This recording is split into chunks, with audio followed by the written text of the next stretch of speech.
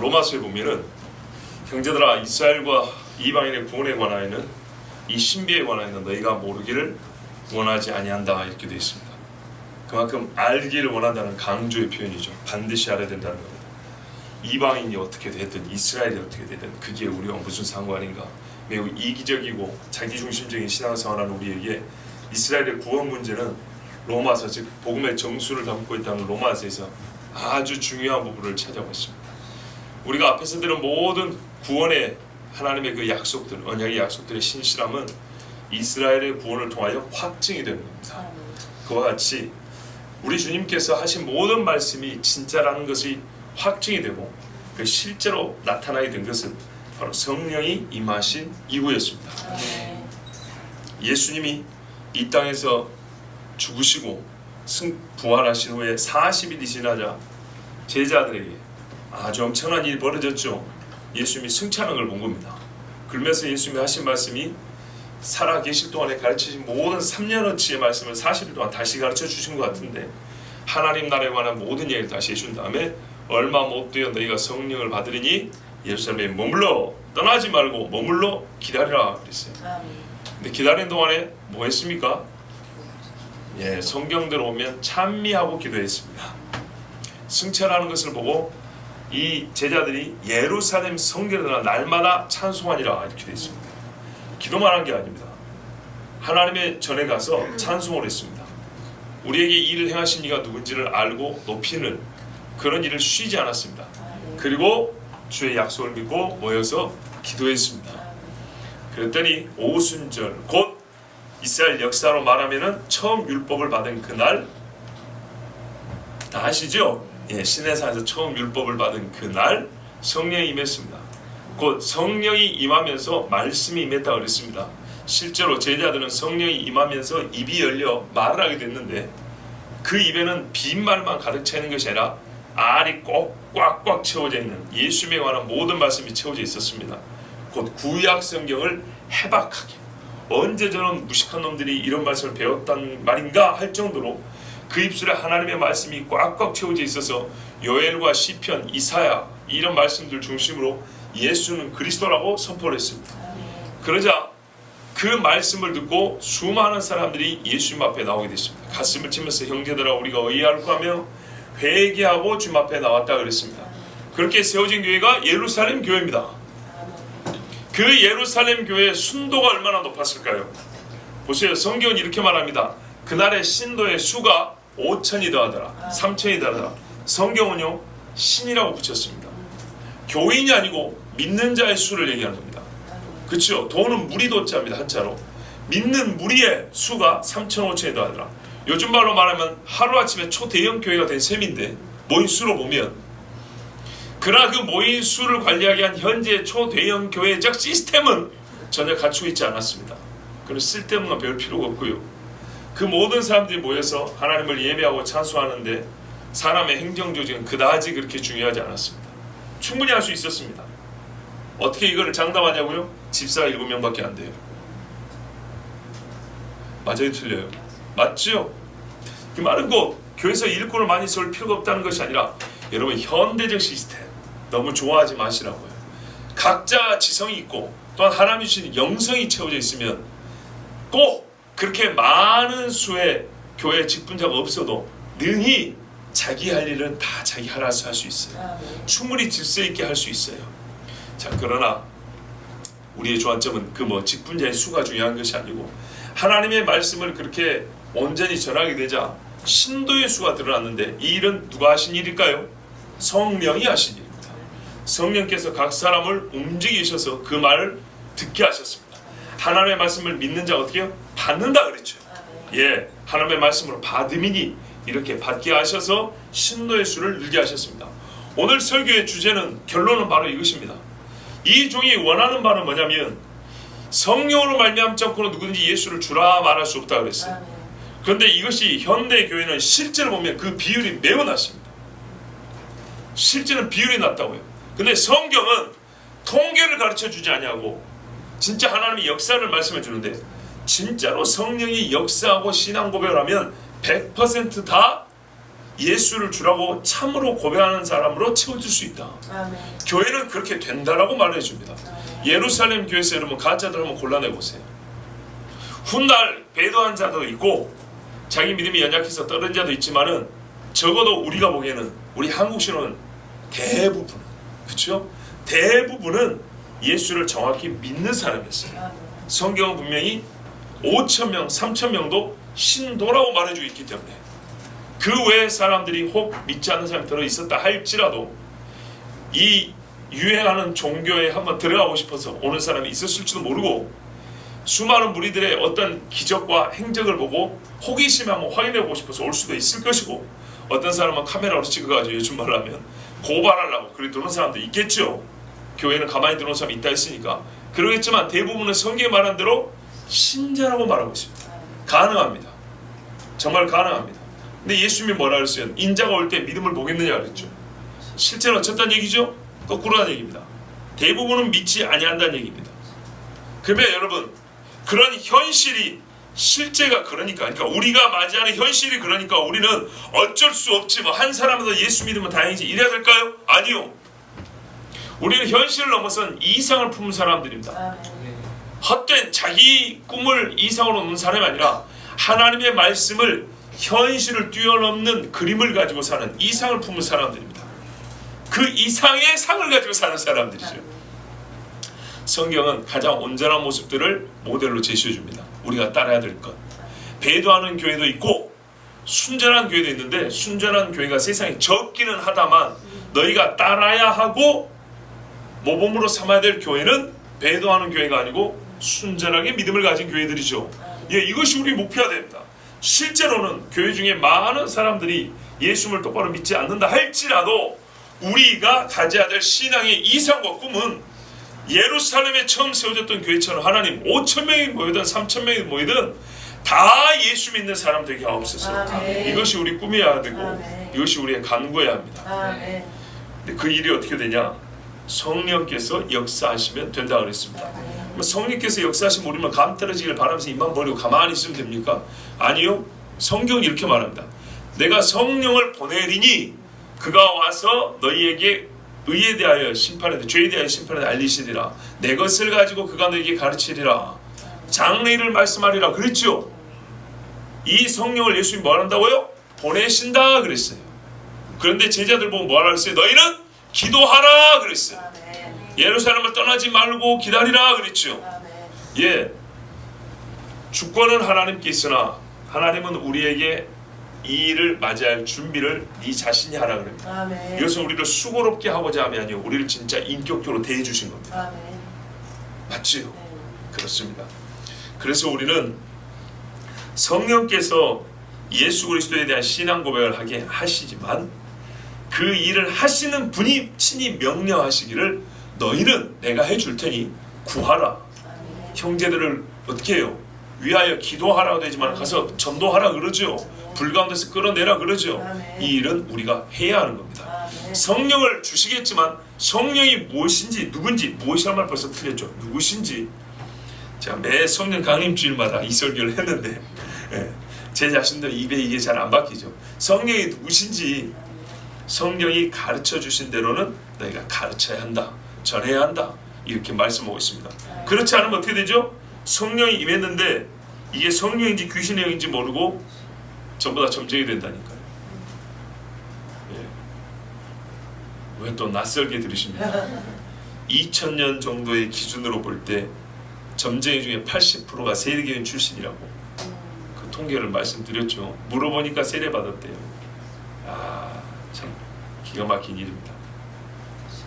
지난 화요일에 파주에서 어떤 한 목사님을 뵈었어요. 제가 일부러 찾아갔어요.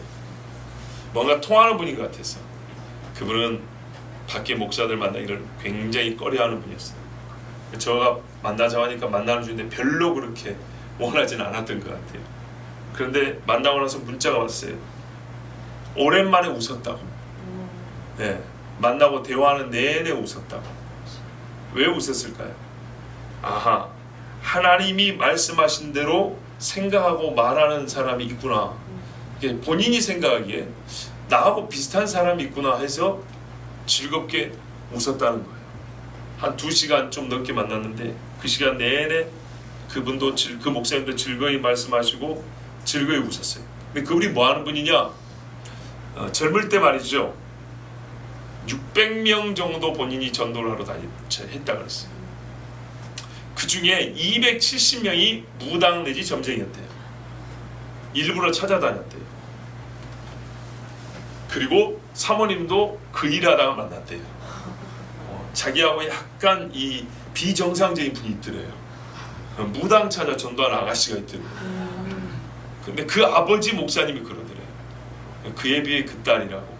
그래서 그 아비가 마음에 들어가지고 사위를 삼은 거죠. 하여튼 두 분이 무당 전도하다가 만났는데, 무당 중에 어떤 무당은 말이죠, 진짜 거짓말 아니고 교회 다녀본 사람들이에요. 그리고 예수 믿는 사람이 여기 뭐하러 왔냐고. 그리고 저기 남한산성에서 그 경기도권에서 유수의 무당들이 와가지고 작두를 타는데 옆에 가서 가만 보고 있었대요.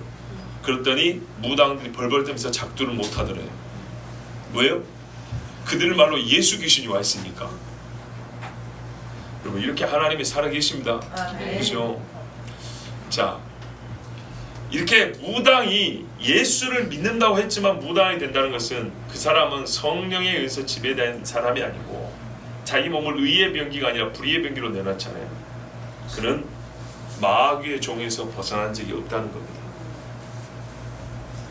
교회를 다녔지만 정말로 하나님의 영에 사로잡히기를 간구한 사람도, 가르쳐준 사람도, 자기에게 교회 와서 얼마 지나서서 신기한 현상들이 벌어지는데 그 일이 누구로 말미암아 일어나는지도 모르고, 어떤 영은 영인데 이게 귀신의 영인지 하나님의 영인지 사람의 영인지 알지 못하고 이상한 거 들리고 뭐가 보이고 하니까 교만에 빠져가지고 대나무에다가 깃발 하나 달고 나가는 겁니다.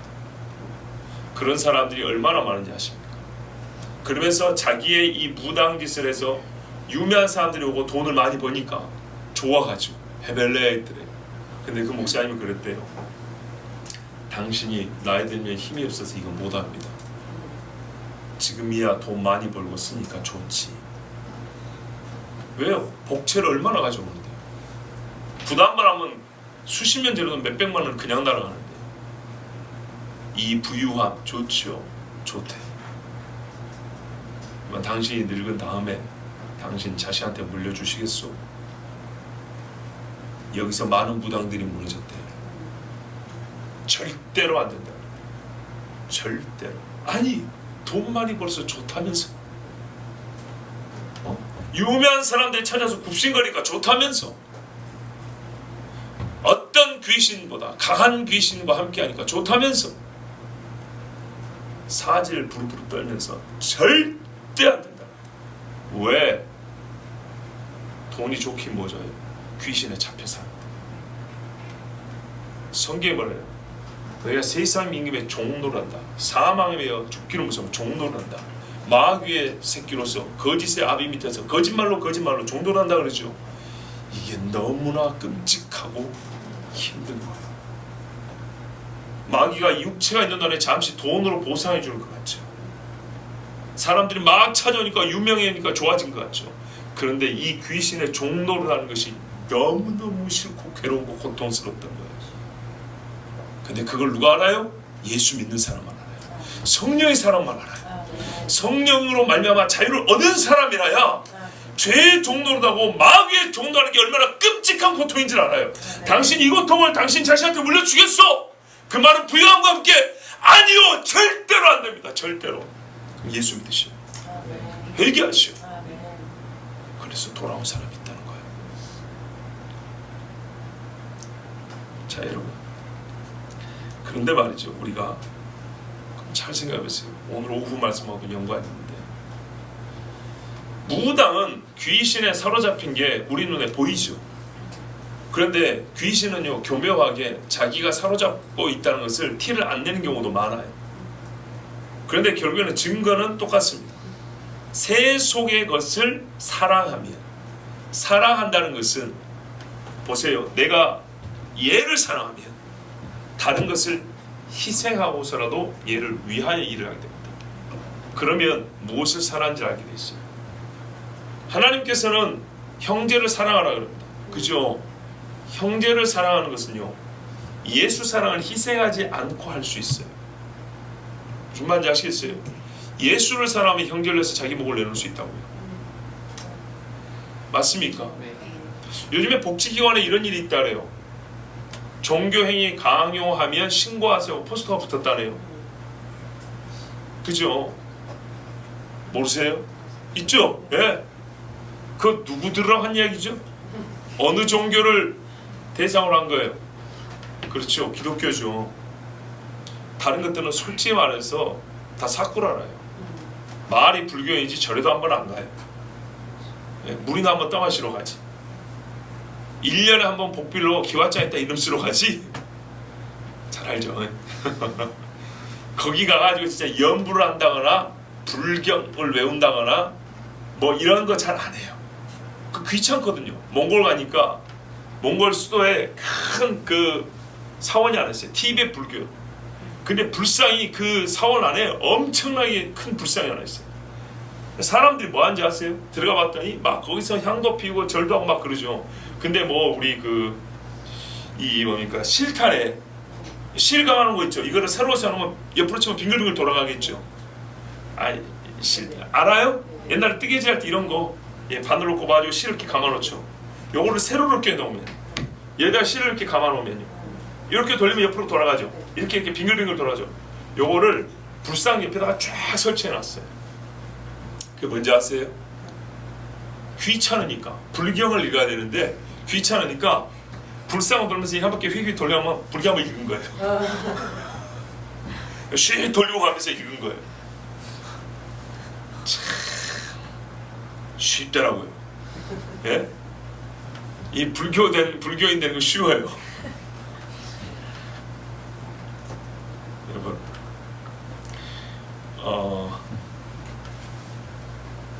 제가 무슨 이야기를 갑자기 까먹어버렸어. 예, 종교행위 강요 금지잖아요. 근데 여러분, 실제로 형법에 강요죄라는 게 있습니다. 강요가 뭡니까? 억지로 하는 거죠. 여러분 혹시 억지로 전도가 되던가요? 억지로 안 되죠. 아기가 학원 가기 싫고 학교 가기 싫으면 때려서 억지로도 보낼 수 있죠.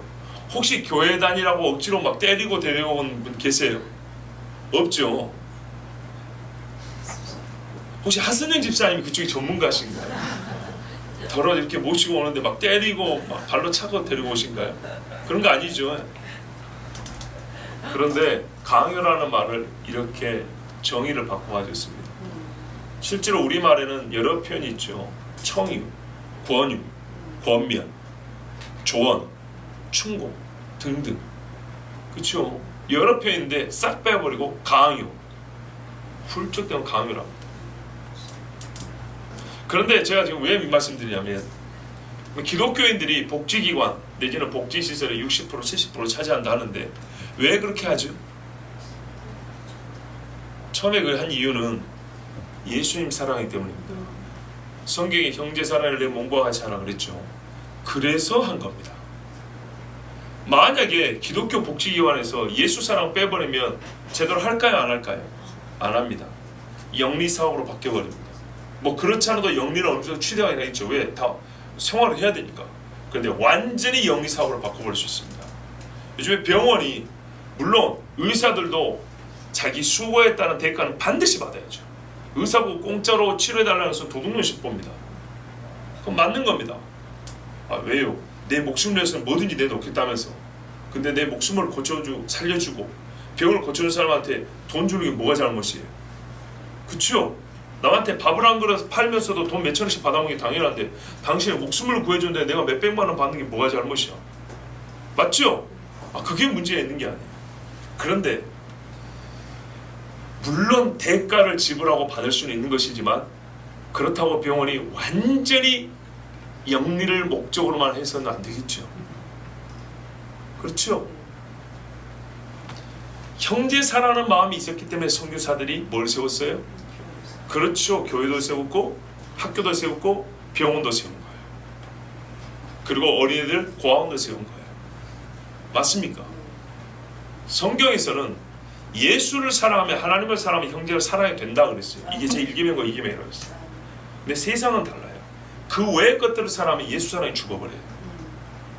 성경을 세상이나 세상에 속한 것을 사랑하지 말라 그랬어요. 요걸 사랑하면 예수 사랑이 죽어요. 사랑의 문제는 반드시 그걸 사랑해야 되면 다른 것을 그 사랑하는 것을 위하여 희생하게 됩니다. 아시겠죠? 그래서 성경에 말해요. 하나님과 재물을 겸하여 섬길 수 없다 그 말이에요. 재물을 사랑하면 이런 경우에는 하나님을 사랑하기 때문에 이걸 사는 게 아니라 재물을 사랑하면 하나님 사랑이 여기에 희생돼 버려요. 반드시 그렇게 돼요. 어떤 인간도 이건 못 이겨요. 그래서 말씀드리잖아요.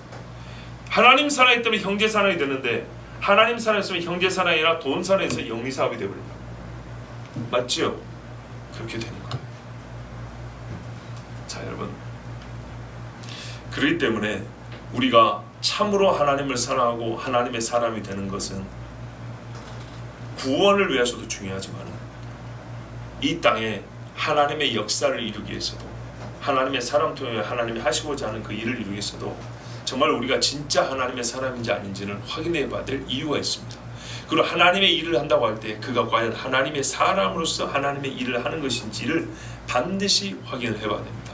곧 성경대로 말하면 그가 성령의 감동을 받은 사람인지 아닌지를 확인해 봐야 합니다. 오늘 말씀에 그래서 이 신령한 것에 대하여는 내가 너희의 알지 못하기를 원치 아니한다. 반드시 알아야 한다 그랬어요. 신령한 것 하면 여러분 번역에 따라서 영적인 선물 곧 은사를 말하기도 합니다. 실제로 12장 이하에 쭉 보면 은사는 여러 가지나 성령은 같으며 이렇게 말씀되어 있죠. 예, 은사 이야기가 이어집니다. 곧 은사들의 다양성 가운데 한 영이 계신다. 하나님의 한 영이 주관하신다. 그래서 모든 은사는 결국에는 한 영이 주관하심으로 한 가지 목적을 위하여 준 것이다. 그것이 뭐냐? 그리스도의 몸을 온전케 합니다. 이렇게 결론이 나옵니다. 그러면 이 은사를 받고 성령의 주관을 받으면서 우리가 깨닫는 게 뭘까요? 아, 내가 그리스도 몸의 지체구나. 지체로서 사역을 해야 되겠구나. 이걸 깨닫게 되겠죠? 예, 그러니까 문제는 의식이지 조직이 그리 중요한 건 아니라는 겁니다. 조직의 불필요성을 말하는 것이 아니라 조직이 아무리 잘 가르쳐도 의식이 똑바로 되면 엉망이 되어버리고요. 조직이 좀 미비할지라도 똑바른 신앙관, 의식을 갖고 있으면 조직에 좀 부정하면 큰 흠이 되지 않는다는 얘기입니다. 26절 27절 잘 나와 있죠. 만일 한 지체가 고통을 받으면 모든 지체도 함께 고통을 받고 한 지체가 영광을 얻으면 모든 지체도 함께 즐거워하나니 너희는 그리스도의 몸이요 지체가 구분이라. 아멘. 여러분, 우리가 한 몸의 각 지체라는 말을 들을 때 정말로 제가 그래서 너무 교회 행정적으로 현대교회 시스템적으로 이해한다는 게 뭐냐면, 자, 당신은 여기 맡아서 일해, 너는 저기 맡아서 일해, 우리가 이래서 각 지체요 한 몸을 이루는 거야, 이렇게 보통 생각하죠. 봉사로 생각하죠. 근데 성경은 그렇게 설명하지 않잖아요. 보세요. 한 지체 고통을 받으면 다른 지체와 함께 고통을 받고 한 지체가 영광을 얻으면 모든 지체와 함께 즐거워하나니. 아멘이죠. 이걸 쉽게 표현하면 이 작은 목소가 뭐라 그럽니까? 누가 잘하면 박수 좀 쳐주세요 그랬잖아요. 맞지요? 모른다고 이러지 말고, 내가 하는 일에는 좋고 남이 하는 일에는 괜히 시기심이 나가지고 그러지 말고, 그게 바로 지체가 안 되는 거예요. 지체를 찢어놓는 거예요. 부서가 적어가지고 지체가 안 되는 게 아니에요. 손가락 이 한마디 할 지체가 부서가 있어야 되고, 팔과 같은 일을 할 지체 부서가 있어야 되고, 그러니까 남성교회라는 팔이 있어야 되고, 여기에서 이 팔의 윗부분이 제1 남성교회가 있어야 되고, 아랫부분 제2 남성교회가 있어야 되고, 요번 제3 남성교회, 여기는 새끼 남성교회, 이런 식이 아니라고요. 이게 지체를 얘기하는 게 아니라고요. 아시겠어요? 너무 지체니까 조직적으로 생각한다. 무슨 개다리 찢어놓듯이 생각한다고요. 옆으로 다니는 개 말이에요. 그런 지체를 얘기하는 게 아니라 성경의 지체는 우리가 그랬잖아요. 옛날에 어른들이 잘 말하더만, 이거 물론 온몸이 아프다면서요. 눈에 가시만 들어도 온몸이 성하지 못하다면서요. 마찬가지예요. 한 지체가 고통을 받으면 모든 지체 함께 고통을 받고, 그래서 어떻게 해요? 병든 사람 있으면 같이 기도합시다 그런다 이 말이죠. 우리 3년 전에 양현이어서 기도한다 했죠. 그때 그 모습이 지체예요. 한 달 동안에 금식 기도하면서 헌금하면서, 예, 그러니까 본인은 또 은혜 받아가지고 그 받은 헌금 다시 교회에 내놓으면서 얼마나 즐거웠어요. 그죠? 그게 지체라고요. 우리 옛적에 어떤 청년이 밤에 금요일날 처음에 왔는데 처음 보는 자매들 12시 넘게 기도했죠. 요게 지체라고요. 아시겠습니까? 그 모습이 사라져가면 슬퍼하란 말이에요. 그 모습이 사라지면 성령이 우리에서 멀어져 가는구나. 우리가 성령을 근심케 하라, 이걸 깨달으란 말씀이에요. 이게 신령한 일이에요. 그때 어떻게 해요? 아름다웠어요? 안 아름다웠어요? 정말 아름다웠죠. 정말 아름다웠을 때예요. 그때가 한 지체가 영광을 얻으며 모든 지체가 함께 즐거워하나니, 여기서 영광은 세상의 영광이 아닙니다. 하나님께서 영화롭게 하는 일을 했어요. 예, 누군가 말이죠, 선교를 했어요. 누군가 말이죠, 교회를 해서 정말 과업의 2랩돈 같은 헌금을 했어요. 그러면 어떻게 해요? 한 손이 한 걸 한 손이 모른다 하지만은 우리가 알게 됐어요. 어떻게 해요? 칭찬은 남이 하게 하라 했어요. 그 말은 뭐 남이 된 입장에서는 형제의 잘한 일을 보면 어떻게 해요? 서로 드러내서 격려하고 본이 되도록 하라는 얘기죠. 그렇게 해서 칭찬을 준 거예요. 잘했다, 고맙다, 당신이 있어서 우리가 이렇게 하나님께 복을 받는다고, 당신이 이렇게 복을 보여주면 우리가 따라갈 길을 알겠다고. 이거는 꼭 우리가 말하는 적극적이면서 하는 게 아니라 소극적인, 좀 말할까요? 그러니까 잘못한 것을 깨닫는 것도 마찬가지예요. 누군가 회개를 했어요. 그러니까 큰 뭐 더해준 게 아니라 잘못된 것을 없애는 일을 했어요. 야, 당신이 회개하는 모습을 보니까, 야, 정말로 내가 하나님 안에서 회개함으로 자유를 얻는다는 게 뭐야. 다윗이 기도를 하고 구원의 기쁨을 회복했다는 게 뭔지 내가 알겠다. 아, 나도 그렇게 기도해야겠다. 뭐 이런 인정도 있고 말이죠. 이게 바로 지체가 되는 거예요. 근데 이걸 누가 하시냐? 성령이 하신다고. 성령이. 그러니까 신령한 것에 대해서 알아야 되겠어요? 몰라야 되겠어요? 알아야 된다고요. 그 앞에 여러 은사들이 조직 세우라고 하는 게 아니에요. 그 달란트에 맞게 말이죠, 무슨 봉사라는 게 당연히 해야 되죠. 그런데 성경에 말하는 것은 그 모든 것들이 모였을 때 가장 깊은 것이 뭐냐면 진짜로 지체. 아시겠죠? 고통에 함께 고통스러워하고 업적만을 보는 것이 아니라 그 지체의 영적 상태에 따라서 내가 똑같이 반응하고 그를 살리고 살려지는 일에 함께 고통스러워하고 기뻐하고, 로마서 말씀대로 웃는 자와 함께 웃고 우는 자와 함께 우는 그 일을 감당하게 하려고 성령이 주시는 것이 바로 은사라 이 말이죠. 그러니까 성령이 함께 하실 때 형제 사랑함이 있는 거 아니겠습니까? 통하잖아요. 그죠? 자, 이런 이야기를 어떻게 우리가 모르고 지나갈 수가 있겠습니까? 자, 너희도 알거니와 너희가 이방인으로 있을 때에는 이런 일이 있을 수가 없죠. 말 못하는 우상이로 끄는 그대로 끌려갔느니라. 자, 신령한 것에 대한 지식을 가르치기 전에 우리가 이방인으로 있을 때의 일을 먼저 생각하게 합니다. 그 이유는 첫 번째 2가지 이유가 있는데, 하나는 이 신령한 은사를 받는 것이 얼마나 놀랍고 큰 은혜인가를 깨닫게 하는 겁니다. 왜요? 이방인으로 있을 때 우리는 뭐예요? 우상 숭배자라는 거예요. 우상 숭배자가 이제는 하나님의 영에 감동된 자가 되었으니 이거는 엄청난 은혜죠. 내 힘으로 불가능, 절대로 생각조차 할 수 없었던 거죠. 이때 일에 대해서는 에베소서 말씀이 잘 가르쳐줍니다. 2장 11절 13절에 그러므로 생각하라, 너희는 그때 육체로 이방인이요 손으로 육체 행한 할례당이라 칭하는 자들에게 무할례당이라 칭함을 받는 자들이라. 그때 너희는 그리스도 밖에 있었고 이스라엘 나라 밖의 사람이라 약속의 언약들에 대하여 외인이요 세상에서 소망이 없고 하나님도 없는 자이더니 이제는 전에 멀리 있던 너희가 그리스도 예수 안에서 그리스도의 피로 가까워졌느니라. 아멘. 얼마나 심각한 상태인지 보세요. 그리스도 밖에, 이스라엘 나라 밖에, 약속의 언약에 대해서는 외인이요 세상에서 소망도 없고 하나님도 없더라.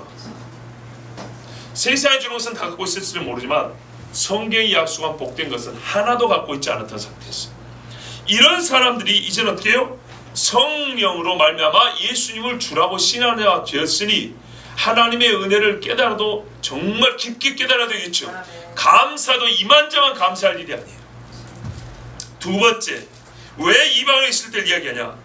성령의 인도를 받는 현재 내가 전에 우상으로 이끌릴 때와 얼마나 차이가 큰지를 가르쳐주고자 합니다.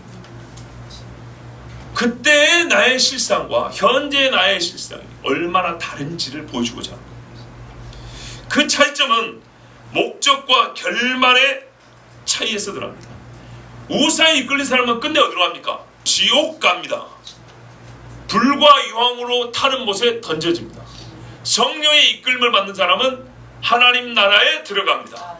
예수 그리스도 앞에서 새 포도주를 마시고 영원히 하나님을 찬송합니다. 결말이 다르죠. 영이 이끄는 목적도 달라요. 그런데요, 이 차이가 큰 것을 깨닫게 하고자 함인데, 그러기 위해서는 역설적으로 비슷한 점을 아는 것이 중요합니다. 동일한 점이 있다는 것을 아는 것이 중요합니다. 그 뭐냐면 사람이 영을 못 이긴다는 것과 영에게 이끌림을 받는다는 동일 원리입니다. 이 점에서는 차이가 없어요.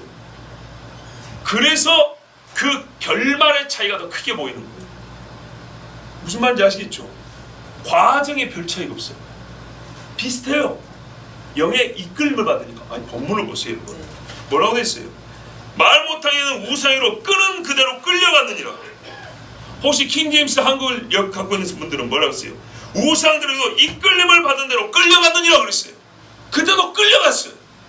지금도 성령이 우리를 주장하여 불끄르시는데 부르는 대로 끌려가는 거죠. 우리가 성령을 끌고 갑니까? 성령이 우리를 끌고 가죠. 그죠? 성령이 예수님도 끌어다가 어떻게 던져버렸어요? 광야의 시험받아 던져버렸죠. 성령이 인도하시는 대로. 표현을 인도로 하든 끈다고 말하든 같은 말입니다. 똑같아요. 사람은, 육을 갖고 있는 사람은, 또는 사람의 영은 이 고차원에서 있는 영들을 이기질 못해요. 악한 영이 지배하다가 분명히 되어 있어요. 성령이 우리 다스리다 지배되어 있어요. 그래서 둘 중에 하나지 중간이 없어요. 사람의 영이 어느 한때는 내가 귀신의 영을 이겨버릴 테야, 절대 못 이겨요. 내가 성령의 이끄심을 거부할 테야 해봐 안 돼요. 성령이 마음 막 끌어올려서 회개하게 되면 이건 못 견뎌요. 토해낼 수밖에 없어요. 자, 여러분, 근데 이게 똑같아요. 귀신에 사로잡아 작두를 타는 무당도요, 귀신이 끌면 이기지를 못해요. 근데 그게 어떻게 해요? 괴로워서 자식한테는 이게 절대 대물림 되지 않길 바라는 거예요. 근데 성령에 사로잡힌 사람은 즐거워서, 너무 좋아서 우리 새끼도 반드시 예수 믿길 바라는 거예요. 이게 똑같아요. 이기지를 못해요. 결말이 너무 달라요. 그걸 알아요.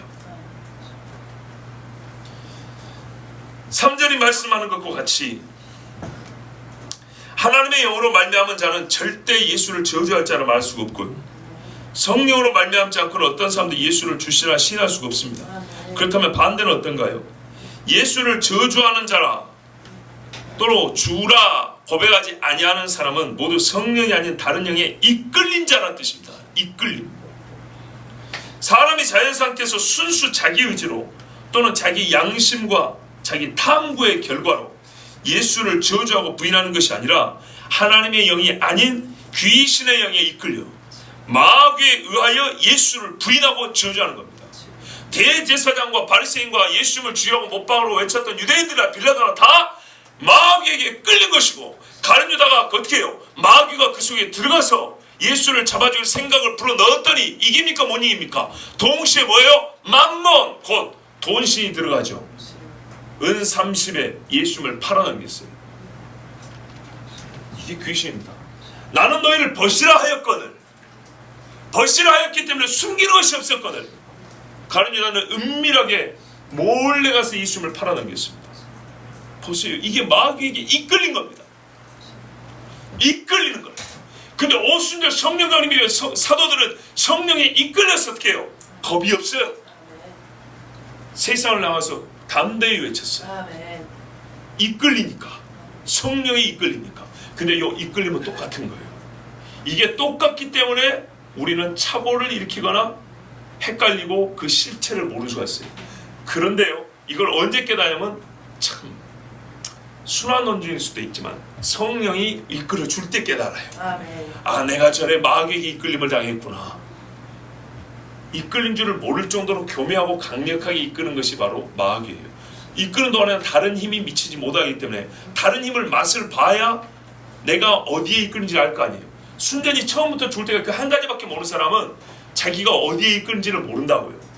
무슨 말인지 이해가 되세요? 예, 비교할 견줄 대상이 없단 말이에요.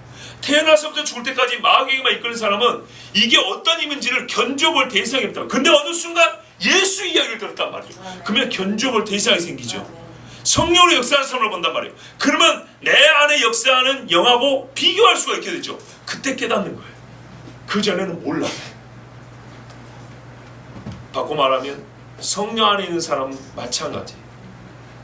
성령으로 이끌린 사람은 밖의 영들을 알 턱이 없어요. 알고자 하지도 않아요. 사실 그거는 별로 알지 못해도 좋아요. 그런데 감사하게도 성경은 우리에게 가르쳐 줍니다. 성령이 이끌린 사람들은 눈이 성경을 보면 다른 영이 있다 한다 가르쳐 줍니다. 그래서 우리의 복된 상태를 깨닫게 됩니다. 자, 여러분, 사람에게는 영적 세계에 대한 시인과 부정의 자기 결정권이 주어지지 아니하였습니다. 성경은 뭐라면 이끌린 대로 간다 그랬습니다. 다시요. 사람에게는 영적 세계에 대하여 시인하고 부정할 수 있는 자기 결정권이 주어지지 않았습니다. 저는 그냥 실제 현실을 표현한 것입니다. 어느 정도 자기 의지를 사용하긴 하지만 최종적이고 결정적인 힘은 영들이 가지고 있습니다. 보이지 않는 영.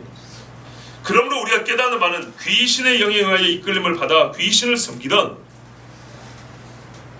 또는 내 영을 이끄는 그 영이 바뀌어서, 즉 하나님의 영으로 말미암아 하나님의 아들 예수를 시인하게 되던, 이것은 자기 의지가 아니라 꼭 영들의 이끌림을 받은 결과라는 겁니다. 그런데 우리가 모든 사람은 죄인이기 때문에 악한 영의 이끌림을 받아서, 왜냐하면 너희는 거짓의 아비를 두었다 그랬잖아요. 근데 이 가운데서 빠져나오게 됐고 하나님 아버지를 믿고 그 아들 예수를 주라고 신앙된 것은 정말 100% 주 하나님의 은혜입니다. 아멘. 그리고 그 힘의 강력을 알 수 있습니다. 강력함. 악한 영을 완전히 괴멸하고 묶어놓고 우리를 거기서 끄집어내어서 하나님의 자녀되게 하는 성령의 강한 힘, 즉 권능을 알 수 있습니다. 아멘. 그러므로 내가 너에게 알게 하노니 하나님의 영으로 말하는 자는 누구든지 예수를 저주할 자라 하지 아니하고 또 성령으로 아니하고는 누구든지 예수를 주시라 할 수 없느니라. 같은 말을 반복하는데 좀 다른 표현을 썼죠.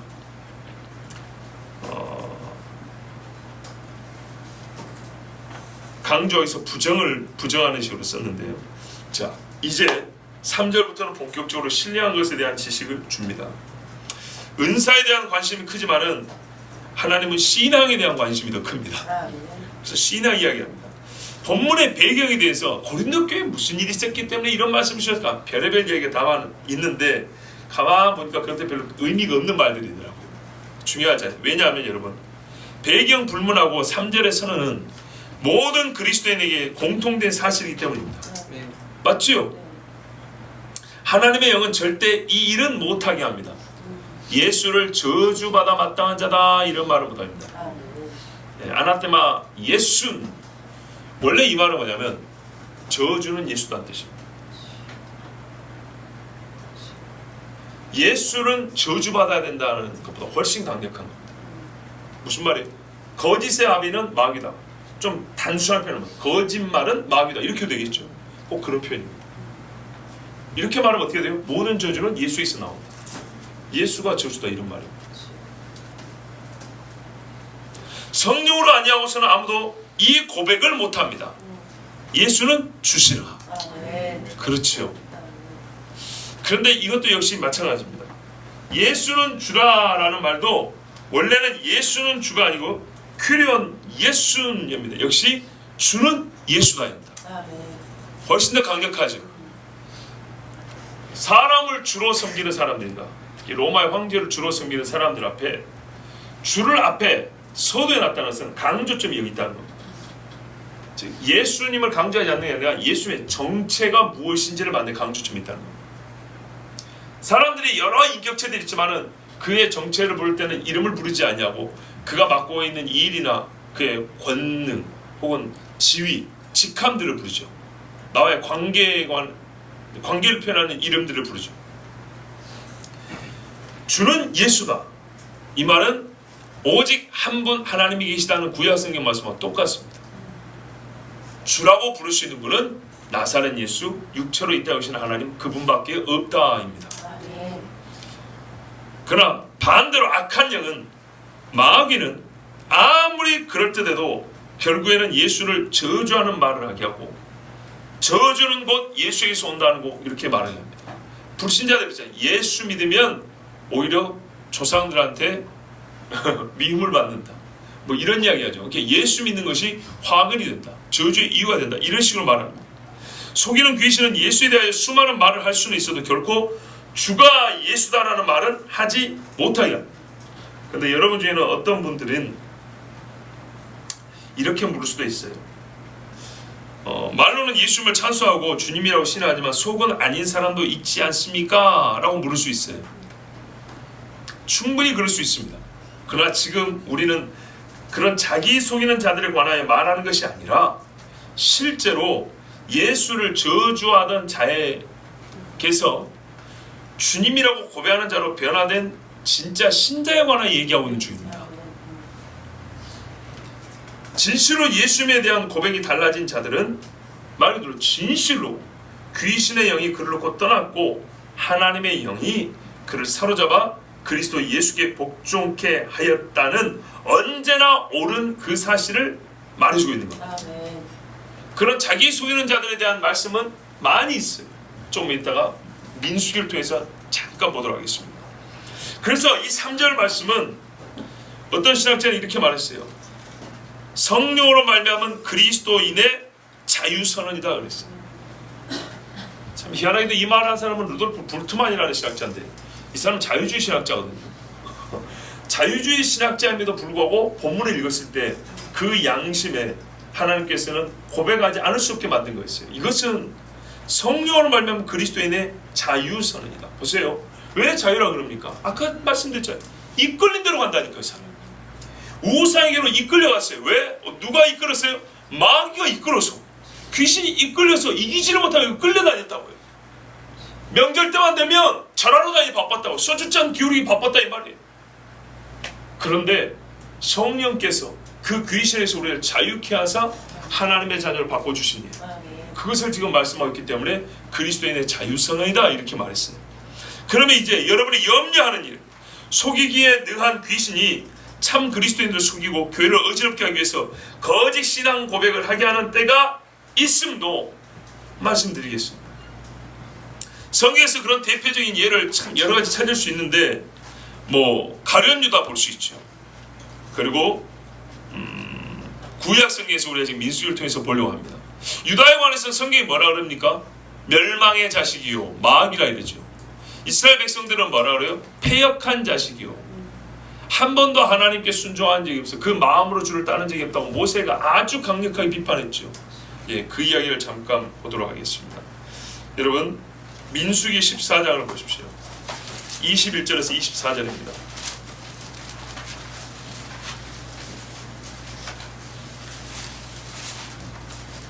민수기 14장 21절에서 24절 말씀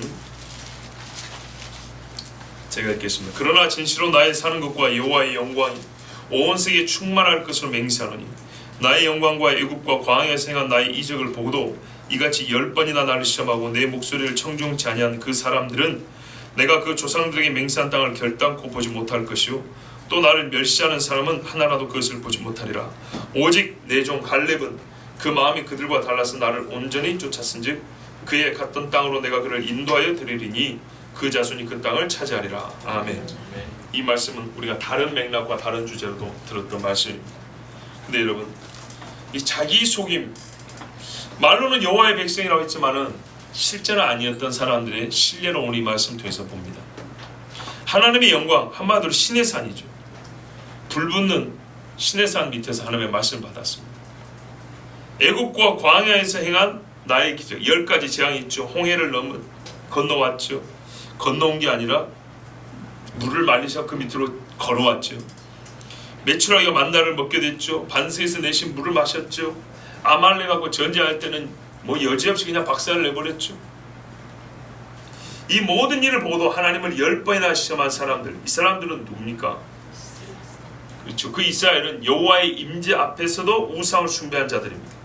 하나님의 능하신 손을 보고도 약속의 땅을 저주한 사람들입니다. 땅을 악패하고 저주했다고 되어 있잖아요. 우리를 삼키는 땅이라고. 누구를 욕하는 겁니까? 하나님을 욕하는 거예요. 이 하나님을 저주한 자들은 누굽니까? 입만 열면 여호와 하나님을 불렀던 세계 유일의 민족 아닙니까? 이 사람들이 베푼 은혜가 얼마나 많습니까? 그런데 이들은 광야에서 다 죽었습니다. 근데 성경은 또 말해요. 제가 알기로는 스데반의 입을 통해서 광야 교회라고 말해요. 보십시오. 예루살렘 교회에 수천 명이 한꺼번에 결신을 하고 들어왔는데, 회심을 하고 참신자가 되는 일이 있는가 합니다. 이 엄청난 사람이 여기는 설교만 듣고 왔는데 광야에서는 하나님의 능하신 손 아니면 살 수 없는 그 지경에서 구름비다 불기도 진짜 이끄는 대로 그 육체는 나갔지만 마음은 그 끄는 대로 나가지 못했던 사람 어떻게 해서 40년 내내 자기 정죄에 빠져서, 즉 자기 죄를 확인하고 다 죽었어요. 이런 일도 있습니다. 성경은 이 기가 막힌, 설마 아니 100% 다 믿는 교회가 있을까? 100% 안 믿는 교회가 있을까? 있다고 말해줍니다. 양의 피를 바를 때, 홍해를 건널 때, 피의 언약을 맺을 때 이스라엘 광야 1세대는 다 신앙 고백을 나름대로 했던 사람들입니다. 양의 피를 아무나 문설주에 발랐던가요? 홍해를 아무나 건널 수 있습니까? 그리고 시내산에서 그 불붙는 떨기나무 밑에서, 아니 그 불붙는 산 밑에서 벌벌 떨면서 소를 잡아줘 그 피를 뿌리면서 여호와의 말씀에 준행하겠나이다 했잖아요. 그러나 시차만 있었을 뿐, 즉 죽는 시기만 달랐을 뿐 전부 다 고라하고 똑같은 사람들이었어요. 실제로는 고라하고 똑같은 사람이었어요. 고라를 심판하자 오히려 모세를 원망하고 나왔잖아요. 모세 때려 죽인다고. 자기 욕심과 자기 영광을 위하여 하나님을 이용한 자들일 뿐이었습니다. 이 사람들은 하나님의 언약이요 사실로서의 지식이었을 뿐입니다. 무슨 말이냐? 내가 오늘 만나 먹었어. 이건 사실입니다. 내가 일어난 일을 내가 지시로 갖고 있어. 내일 아침에도 만나는 내려. 내가 이걸 먹을 수 있어. 하나님이 내려줬어. 사실로서의 지식은 있지만 신앙으로서의 지식은 갖지 못한 사람. 자기가 경험한 이 사실, 이 일이 무엇을 위함인지에 대해서는 알지 못합니다. 고작 자기 육체의 생존을 위해서 써먹을 줄 알았지만 하나님을 경외함까지는 결코 이르지 못했습니다. 어떻게 그걸 아냐? 성경이 말씀하잖아요. 패역한 족속이라 여호와 경외할 줄을 모른다 그랬잖아요. 여러분, 이러한 지식, 이러한 신앙 고백은요 귀신 신앙 고백입니다. 또 그건 무슨 새로운 신앙 용어인가요? 아니요, 성경에 있는 것을 제가 그냥 이름 붙여본 겁니다. 귀신방은 아닌데 그런 비슷한 식으로 제가 이름을 붙여봅니다. 귀신 신앙 고백입니다. 신뢰가 있습니다. 걸어서 지방 예수님이 배 타고 건너갔더니 귀신 든 한 남자가 있는데 얼마나 힘이 무지막지해 쇠사슬을 묶어서 끊어버린다 그랬죠. 저는 실제로 이 비슷한 사람을 어릴 때 봤다 했죠. 우리 동네 이런 사람 있었어. 예, 알아요. 이게 뭔지 알아. 근데 그 사람이 예수님 앞에 갖고 어쨌다고요? 막 와가지고 절을 하고 인사를 하면서 지극히 높으신 하나님의 아들 예수여, 나와 당신 무슨 상관이 있습니까? 내 때가 아직 이르지 못하는데 왜 나에게 찾아오셨습니까? 여기서 우리가 소위 귀신론에서 많은 걸 배울 수 있지만 한 가지만 오늘 보자고요. 지극히 높으신 하나님의 아들 예수여. 자, 이래서 귀신이 구원 받았습니까? 사실은 알아요. 예수님이 지극히 높으신 하나님의 아들이라는 것은 알아요. 그러나 이것이 진짜 참 경배의 신앙으로 바뀌지 않았어요. 진짜 믿음으로, 여호와를 경외함으로 이 말을 한 게 아니었어요. 그 지극히 높은 하나님의 자리를 찬탈하고자 했던 마귀의 심리를 가지고 있는 것이지, 그 높으신 분이기 때문에 내가 찬송하고 경배해야 되겠다 이런 마음을 가진 건 아니에요. 맞지요? 자, 이런 경우가 있습니다. 그러면 바로 이런 영들이 역사하면 사람들에게서 무슨 일이 날까요? 지극히 높으신 하나님의 아들 예수여, 내가 당신을 믿습니다 하지만 어떻게 해요? 이 귀신같이 잠시 위기를, 예수님이 옆에 온 위기를 모면하고자 눈속임, 귀속임, 이렇게 하기 위해서 거짓 신앙 고백하는 경우도 있습니다. 자, 여러분, 양자 중에 택이라 하십시오. 원래 기록된 말씀, 오늘 보려고 했던 말씀이 열왕기상 18장이잖아요. 여호와와 바알 사이에서 머뭇거리지 말합니다. 두 교회 사이에서 머뭇거리지 마세요. 예루살렘 교회를 정말 이상으로 삼고 온 성도가 성령으로 말미암아 예수를 주라고 시인하는, 주님은 예수밖에 없다라고 말하는 그런 교회, 곧 하나님을 사랑하지 못하는 것은 다 버리고 모든 것을 하나님 사랑을 위하여 희생할 수 있는 그런 교회가 될 것인지, 아니면 세계 유일의 단일 집단으로서 하나님의 언약을 받은 유일한 사람들이면서도 거짓 신앙 고백으로 40년 동안 그 거짓이 낱낱이 드러나서 하나님이 전멸을 시킬 수밖에 없었던 여호수아와 갈렙 외에는 한 사람도 남겨두지 않고 60만을, 남자 장정만 60만을 다 죽일 수밖에 없었던 그런 광야 교회가 되겠습니까? 즉 성령의 이끌림을 하나님은 이끌려 주시려고 불기둥으로 구름기둥으로 끌어주셨지만 그 마음은 여전히 귀신에 사로잡혀서 기회만 있으면 우상숭배하고 기회만 있으면 하나님을 시험하고자 하는 이름뿐인 교회로, 이름뿐인 이스라엘로 남아있겠습니다. 우리 주님은 경고합니다. 마지막 때는 배도하는 교회가 있다고 분명히 경고했습니다. 요한계시록의 7교회는 2000년 전의 교회의 모습만 되는 건 아닙니다. 오늘 우리를 정확히 비춰주고 있습니다. 여러분, 광야도 교회로 말하고 우리가 거기서도 모범을 얻는다면 어찌 2000년 전에 소아시아 7교회가 모범이 안 되고 우리에게 좀 경고가 안 될 수가 있겠습니까? 사람의 본성은 변하지 않습니다. 악한 본성이든 선한 본성이든 그것을 실천하는 어떤 도구와 방법이 달라질 뿐이지 본성은 똑같습니다. 그러므로 결정하십시오. 성경은 영이 강하다고, 영이 우리를 이끈다고 하면서도 분명히 하나님 우리에게 또한 결단하라 그럽니다. 성령을 받으라 그럽니다. 받으려는 마음도 있어야 되고 또 뭐라면 사모하라 그럽니다. 거짓 고백으로 광야 교회처럼 잠시 하나님 주는 겉에 보이는 복은 무지하게 많이 받은 것 같아요.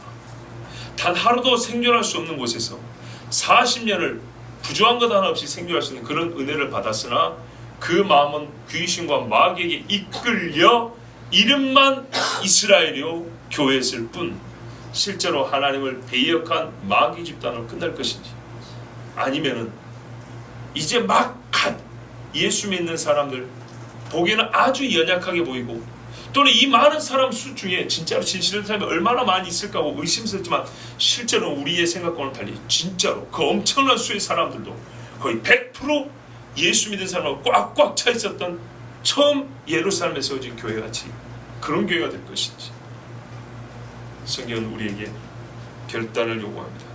하나님은 분명히 이 후자를 따르라고 되기를 원한다고 말씀하십니다. 문제는 하나님의 원함에 우리의 원함이 합하지느냐입니다. 즉 하나님이 주시고자 하는 것을 내가 받느냐입니다. 저는 정말로 원합니다. 여러분, 여기 나이가 많으신 분들도 있고 적은 분들도 있습니다. 많으신 분들에게 여쭙습니다. 무엇을 보고 싶습니까? 정말 여러분의 이 자녀와 손자 같은 이 젊은 사람들을 앞에 놓고 이들이 무엇을 하기를 원하십니까?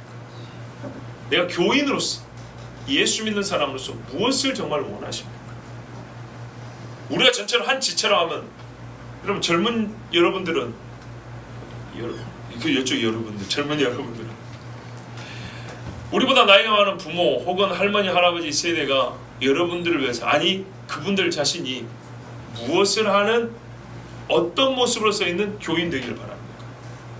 신령한 것에 대하여는 너희가 모르기를 원치 아니하노니 한 영혼이 고통하면 다 함께 그 영의 고통을 느끼며 함께 하나님 앞에 간구가 옮기고 하고, 한 영혼이 하나님께 영광 받으리라면 모든 사람이 그 영광을 함께 즐거워하는 그런 교회가 되고 싶지 않습니까?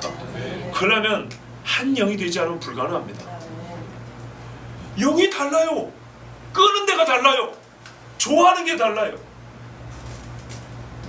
어떤 사람이 영광이지만 어떤 사람이 치욕이 되는 거라. 그러니까 이걸 기뻐할 수가 없어요. 파주에 가서 만난 목사님 2시간 내내 막 웃었어요. 저도 좋았어요. 무슨 이유는요? 다른 게 아니에요. 처음 봤지만 하나님의 영으로 교통하잖아요. 우리 사도신경 할 때 그러잖아요. 성령의 교통함. 네. 성령의 교통이 있으면 그 마음이 즐거운 거예요. 저는 정말로 이 성령 강림 주일날 후에 예수님의 사도들은 서로 떨어지지 않았어요. 한 사람도 배도하는 사람도 없었고, 서로의 사역을 의심하는 사람도 없었고, 서로 사역을 시기하는 사람도 없었고, 저놈이 배도하고 떠날까봐 의심할 일도 없었어요. 완전하게 꼭 예수님처럼 사역했고, 예수님을 믿듯이 서로를 믿는 그런 사도들이 되었어요. 그랬을 때 그들이 세운 교회는 누가 세웠든지 똑같은 신앙이었고, 똑같이 하나님 말씀 듣고 하나님의 사람으로 된 변화된 자들이 채워졌어요. 그런데 지금은 많이 그렇지 못합니다. 그 이유는 교회라는 이름을 갖고 있지만 음료에 홀린 교회가 많기 때문이고, 곧 귀신의 가르침을 따른 교회가 많기 때문입니다. 이것은 성경이 경고하고 있는 바이고 실제입니다. 그러나 남들을 비판하기 앞서서 우리가 추구해야 될 교회의 상은 무엇이냐면 바로 성령의 감동으로 회심하고 성령의 인치심을 받은 자들로 가득 차 있는 처음 예루살렘에 세워진 교회와 같은 교회입니다. 하나님께 칭찬하신 예수님 칭찬하신 서머나와 빌라델비아 같은 교회입니다. 그런 교회들이 충분히 존재할 수 있습니다. 하나님은 그것을 원하십니다. 다만 우리의 원함이, 사모함이, 간구가 있느냐 없느냐입니다. 여러분, 세상의 교회들과는 규모와 조직, 소위 세상적인 능력 너무 좋아하거나 그걸 원하지 마세요. 교회는요, 성령의 능력이 있으면 됩니다. 경건의 능력이 있으면 됩니다. 구원받은 자의 수가 날로 더하는 것이 하나님이 교회를 통해 받으시는 영광입니다. 기도하겠습니다. 하나님 아버지 감사합니다.